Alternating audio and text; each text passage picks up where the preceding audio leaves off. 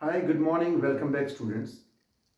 हम लोग कर रहे हैं क्लास 7th का हिस्ट्री का चैप्टर नंबर 4 मुगल एम्पायर। इससे पहले के दो पार्ट में हम लोग कवर कर चुके हैं कैसे मुगलों का या बाबर का इंडिया में एडवेंट हुआ, एमरजेंस हुआ, और पानीपत की पहली लड़ाई के बाद मुगलों ने मुगल साम्राज्य की भारत में बाबर ने स्थापना की। उसके बाद हमने पढ़ा बाबर की मृत्यु के बाद हुमायूं भारत का बादशाह बना, लेकिन 1539 की चौसा की बैटल में और 1540 में कन्नौज की बैटल के बाद शेर शाह सूरी ने मुगलों का साम्राज्य भारत में कुछ समय के लिए खत्म कर दिया। परंतु 15 साल के बाद फिर दोबारा से हुमायूं ने ईरानियन सफाविद डायनेस्टी के रूलर तमस्क की सहायता से दोबारा से भारत में मुगल साम्राज्य की स्थापना कर दी। हुमायूं की मृत्यु के बाद एक साल के बाद 1556 में हुमायूं की लाइब्रेरी से पुस्तकालय से उतरते हुए एक एक्सीडेंट में गिर जाने से एक्सीडेंट हुआ, जिसमें हुमायूं की डेथ हो गई। उसके बाद 13 साल की उम्र में जब अकबर बादशाह बना तो उनकी लड़ाई हेमचंद्र विक्रमादित्य से हो गई।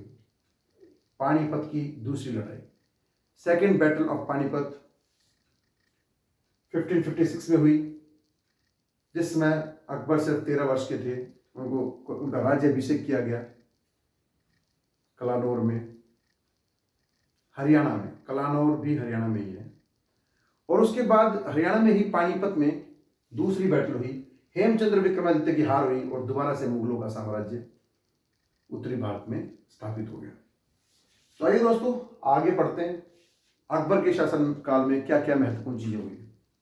सभी मुगल एम्परर्स में जितने भी मुगल बादशाह हुए हैं, उनमें सबसे ज्यादा सहिष्णु कोई अगर राजा था, धार्मिक सहिष्णु और रिलीजियस इक्वेलिटी को मानने वाला, आप कह सकते हैं कि सेकुलर अगर कोई राजा था मुगलों में, तो अकबर बादशाह था। अकबर ने शुरू में अपने साम्राज्य की को विस्तार करने के लिए लड़ाइयां लड़ी, लेकिन साथ साथ उस समय के बहुत ही ताकतवर राजपूत राजाओं के साथ वैवाहिक संबंध भी बनाए। अकबर ने सिर्फ लड़ाइयां करके ही साम्राज्य का विस्तार नहीं किया, बल्कि वैवाहिक संबंध बना करके भी अपने साम्राज्य को और मजबूत किया। अकबर के शासनकाल में अकबर के दरबार में बहुत सारे इंपॉर्टेंट जो पॉलिटिशियंस थे, उनको 9 रत्नों के नाम से जाना जाता है। अकबर के दरबार के 9 जेम्स या 9 जेवेल्स के नाम अबुल फजल, फैजी, बीरबल, अब्दुल रहीम खाने खाना, मुल्ला दो प्याजा, राजा टोडरमल, मानसिंह, तानसेन और फकीर अजीदुद्दीन। इस तरह के नवरत्न जो है अकबर के दरबार में थे, जो आज भी बहुत फेमस है। ये अपने अपने फील्ड के बड़े माहिर लोग थे।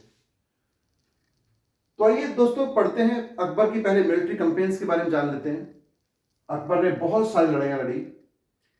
दरअसल अकबर के बिहाफ पर उसके जो मनसबदार थे, उसके आर्मी कमांडर्स थे, वो लड़ाइयां लड़ते थे। तो 1556 में पानीपत की दूसरी लड़ाई में भी अकबर की तरफ से जो उनके रीजेंट थे या जो उनके गार्जियन थे, वो थे बैरम खान। एक्चुअल में जो हेमचंद्र के साथ लड़ाई हुई थी वो बैरम खान की हुई थी।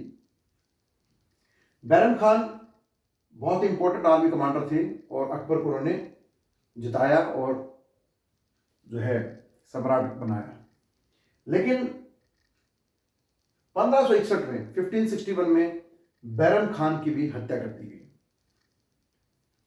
इसके बाद अकबर ने गुजरात, मालवा और राजस्थान के अनेक क्षेत्रों पर अपनी आर्मी भेजी और धीरे धीरे करके बहुत सारे राजाओं को हराया और संपूर्ण उत्तरी भारत पर अपना कंट्रोल स्थापित किया। इसी समय बहुत से राजपूत राजाओं ने अकबर की अधीनता स्वीकार की, जिनमें जयपुर के जो राजा, आमेर के राजा